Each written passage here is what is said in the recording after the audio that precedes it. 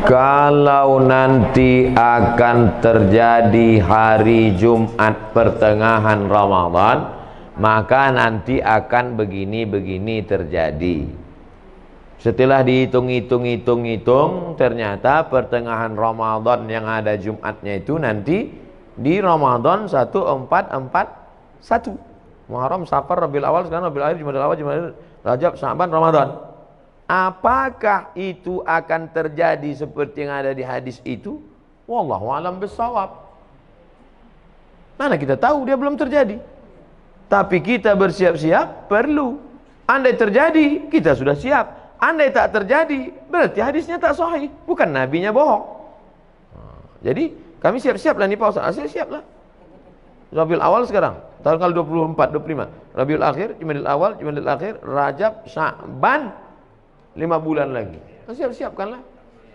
Bahwa terjadi, kita sudah siap. Bahwa tak terjadi, berarti hadisnya palsu. Bukan berarti Nabi Muhammad pembohong. Karena kan tak ada bukti real nyata, ada rekaman rupanya Nabi ngomong qala Rasulullah SAW. Oleh sebab itu, jangan nanti ketika tak terjadi, ini hadis ini bohong aja ini. Bukan Nabi berbohong. Hadis itu tak sahih.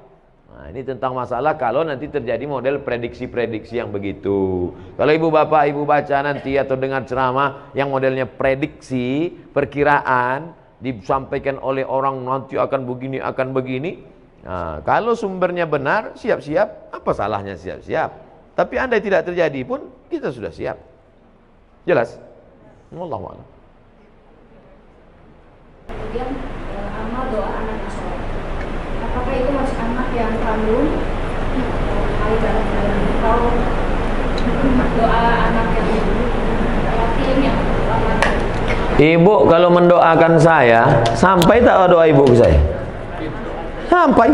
Kita tak ada hubungan. Bapak kalau mendoakan saya sampai apa tidak? Sampai, tak ada hubungan. Makna anak soleh itu bukan membatasi hanya doa dia yang sampai. Makna doa anak soleh itu artinya amal Abdul Somad ada 3 yang tetap mengalir. Ceramah Abdul Somad ini amal dia apa tidak ini? Amal. Kalau Abdul Somad ngasih semen, ngasih batu bata, itu amalnya apa tidak? Amal. Anak Abdul Somad itu anaknya itu amalnya apa tidak? Kalau anak itu bukan amal saya tengok aja bini saya, mungkin lahir anak saya itu. Nah, begitu kasarnya, mohon maaf, beri maaf. Jadi makna anak tadi jangan diragukan. Ustaz, kami ini tak punya anak, cuma anak angkat. Mengalir. Anak tiri, mengalir. Anak orang, mengalir. Mengalir. Jangan takut tentang masalah. Yang tak punya anak, jangan takut. Anak asuh, anak yatim. Makna hadis itu mengatakan anak soleh artinya amal kita nih putus, tapi ada 3 amal kita. Sedekah itu amal kita, anak itu pun amal kita, dan ilmu yang kita ajarkan itu pun amal kita. Bisa dipahami? Insyaallah. Wallahu a'lam.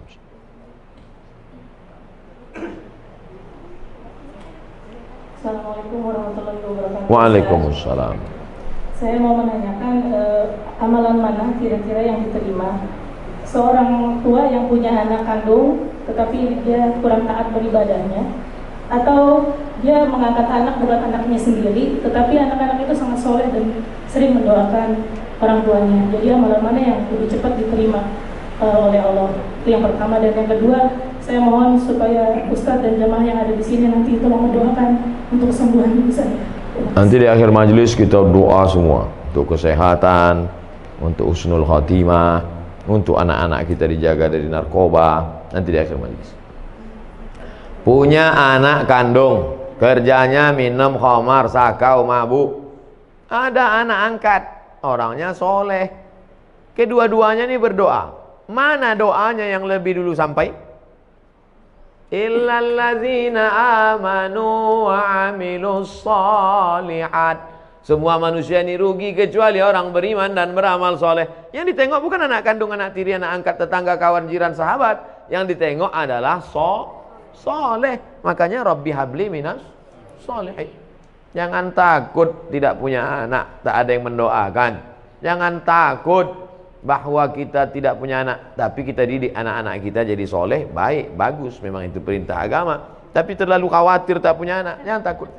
Nah, oleh sebab itu maka doa sampai, doa kawan sampai, itu makanya kita suruh dekat-dekat dengan orang-orang soleh, berjamaah, meninggal kita. Saya insya Allah kalau mati jamaah di Surama ini banyak mendoakan. Tak ada pun doa dari tetangga, sahabat, kerabat, doa dari jamaah banyak doakan. Yang penting hablum minan nasnya baik, hablum minallah baik. Maka syarat dikabulkannya doa amanu wa amilus sholihan, beriman dan beramal soleh. Wallahu a'lam.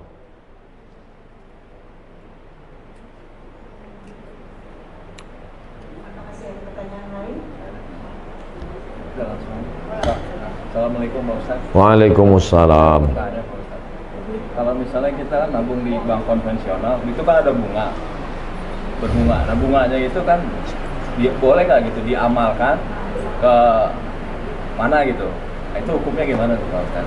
Juga yang menerimanya bagaimana gitu? Bapak Ibu yang ada tabungan di bank konvensional, besok waalaikumsalam warahmatullahi wabarakatuh. Bapak Ibu yang ada tabungan di bank konvensional, kalau betul Bapak Ibu mendengar pengajian saya ini, besok pagi alihkan ke bank syariah. Siap? Saya ulang sekali lagi. Bapak Ibu yang di bank konvensional, besok pagi alihkan ke bank syariah. Siap? Banyak dalam hati. Siap. Saya gaji ditransfer ke BRI Syariah. Walaupun BRI Syariah menolak saya ceramah, tak apa-apa. Tetap di mana saya, tabunglah ke BRI Syariah. Saya di BRI Syariah. Anda tabunglah ke BRI Syariah. Walaupun BRI Syariah menolak saya ceramah. Tak apa-apa. Saya tahu kalian takut ngundang kan? Tak apa-apa. BNI Syariah, Ustaz Somad, kami buatkan Ustaz kartu. Menabunglah ke BNI Syariah. Walaupun BNI Syariah tak berani juga ngundang. Tak apa-apa. BSM, Bank Syariah Mandiri, kasih saya kartu, pakai kartu, datang dia ke kampus tempat saya, nih kami buatkan Ustaz kartu Bank Syariah Mandiri 3, BRI Syariah, Bank Syariah Mandiri, BNI Syariah. Bang Muamalat belum datang lagi. Alihkan ke Bank Syariah, karena kalau bukan kita yang menghidupkan perekonomian syariah ini, siapa lagi? Di Malaysia saya diundang ke Bank Rakyat. Saya tengok Bank Rakyat, wah, ini konvensional ini. Sampai hati orang ini ngundang saya, neraka jahanam ini. Pas sampai di situ, belum saya tanya, direkturnya udah ngomong, Ustaz Somad, ini bank konvensional katanya. Dalam hati saya, hancur dunia persilatan. Tapi sudah berubah jadi Islamic Bank. 5.000 pegawainya. Berubah dari konvensional, berhasil 100% murni jadi Islamic Bank, bank syariah. Pergi ke Kuala Lumpur, hebat. Maka besok, 2 yang menyebabkan sulit merubah bank konvensional jadi syariah. Pertama, political will, politik. Yang kedua, iklan ke masyarakat kurang. Saya di mana-mana terus saya sampaikan. Oke, sekarang kita cerita tentang Bapak punya tabungan di masa lalu dan sekarang bunganya ada. Mau dikemanakan bunganya ini? Bolehkah bunga yang punya Bapak 100 juta ini, kita taruhlah 100 juta ini sekarang ada bunganya, bukan tabungannya, bunganya. Kemana bunga ini? Kata Syekh Yusuf Al-Qardawi, nama kitabnya Fatawa Mu'asirah, sudah dicetak oleh Gema Insani Press Jakarta. Judulnya Fatwa-Fatwa Kontemporer Yusuf Qardawi. Diserahkan ke lembaga yang dinikmati orang banyak, masalih ammah. Masjid, panti jompo, panti yatim, sekolah Islamic boarding school, serahkan. Bapak yang ada tabungan-tabung di bank konvensional, duit hasilnya itu riba, jangan kasih ke anak, jangan kasih makan ke rumah, serahkan ke lembaga yang dinikmati orang banyak. Ini jangan Ustaz Somad ini ceramah gini, nanti ujung-ujungnya kemana Pak Ustaz? Ke saya. Saya sampai sekarang tak pernah kepentingan pribadi saya, serahkan ke lembaga-lembaga yang banyak dinikmati orang banyak. Wallahu a'lam. Ustaz, Assalamualaikum warahmatullahi wabarakatuh. Waalaikumsalam. Ustaz, masalah bank syariah yang saya tahu di Indonesia, bank syariah itu patokannya masih Bank Indonesia, masih konvensional. Karena saya pernah punya pengalaman pribadi di kantor, mau nutupin kredit yang lebih cepat, itu tetap kena denda, Ustaz. Nah ini jadi seperti apa ya, Ustaz? Seluruh bank di Indonesia menginduk kepada BI. Tidak ada yang di luar BI. Tidak sama macam di Saudi Arabia atau Dubai Islamic Bank, atau di Mesir Faisal Islamic Bank, cabang dari Faisal Islamic Bank Saudi Arabia sendiri. Semuanya tetap menginduk ke BI. Yang menetapkan suku bunga BI. Makanya selalu saya katakan ini proses menuju pure syariah. Dan siapa yang menolong menuju prosesnya ini? Kita. Sekarang pertumbuhan Islamic Bank, bank syariah di Indonesia baru 7%. Yang 93 konvensional. Padahal umat muslim terbesar di dunia Indonesia. Menunjukkan kita Islam ritual oke, Islam haji umroh mantap. Tapi kalau sudah menyebut ekonomi, maka kita support menuju syariah. Bahwa Abdul Somad mati nanti belum juga terwujud, paling tidak kita pernah berkontribusi menuju. Jadi kalau bapak menabung bank syariah, bapak barulah dia kuat. Setelah kuat, barulah dia bisa independen, murni sendiri.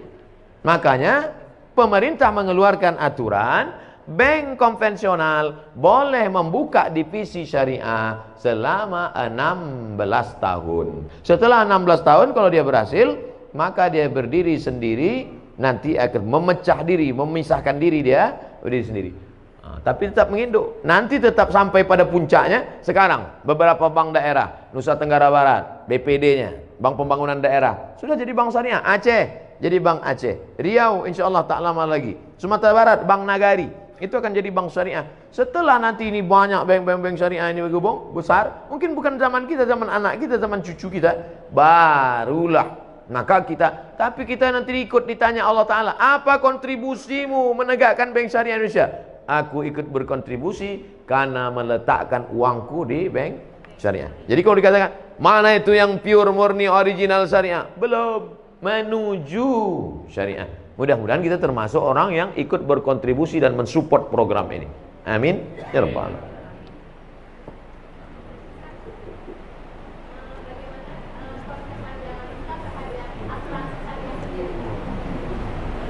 Hukum asuransi ada dua. Yang pertama mengatakan asuransi itu haram.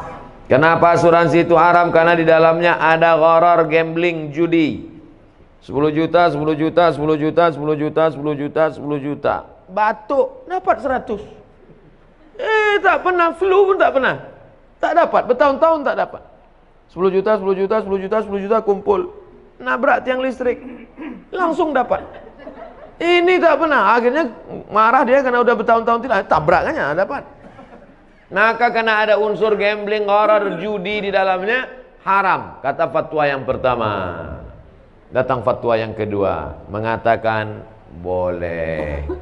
Kenapa boleh? Karena di dalamnya ada unsur ta'awun, wa ta'awanu 'alal birri wat taqwa, wa la ta'awanu 'alal ismi wal 'udwan. Jadi fatwa ulama tentang asuransi ini dua. Yang satu mengatakan haram, yang satu mengatakan boleh. Saya sampaikan dua-duanya dalam satu majelis. Kapan muncul masalah? Ketika dalam satu majelis saya sampaikan satu. Nah itulah yang ada video Pak Profesor Dr. Ma'ruf Amin mengharamkan BPJS, tiba-tiba membolehkan. Dua-dua itu fatwa ulama. Cuman bedanya waktu belum jadi wapres disampaikannya satu. Setelah disampaikannya dua. Lalu kata orang, wah ini fatwanya kok berubah? Tidak, fatwa itu dua-dua ada. Buka dalam kitab Fatwa Mu'asirah, fatwa-fatwa kontemporer Syekh Ali Jum'ah Mufti Mesir. Tolong jangan upload sepotong-sepotong.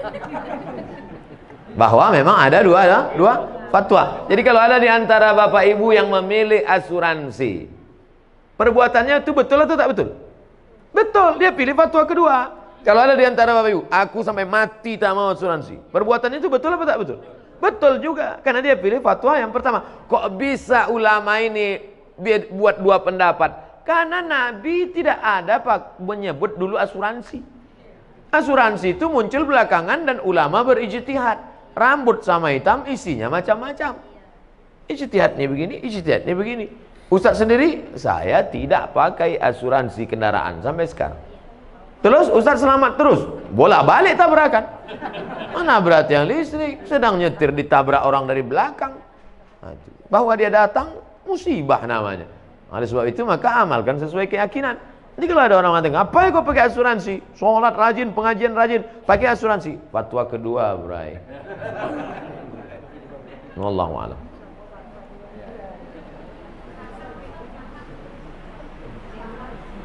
Ya, Bu. Sampai sekarang tidak ada keluar dari Majelis Ulama Indonesia yang mengatakan bahwa materi benda yang disuntikkan itu halal. Tak ada.